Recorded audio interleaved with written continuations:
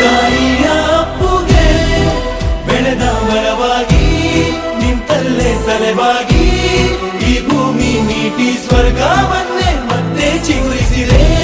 ಹಕ್ಕಿಗೆ ಮಾನಾಗಿ ಹಾರಲು ಬಲವಾಗಿ ಮಡಿಲಲ್ಲೇ ಆಗಸ ತೋರಿತು ನಿನ್ನ ಮಮತೆಯ ಬಲ.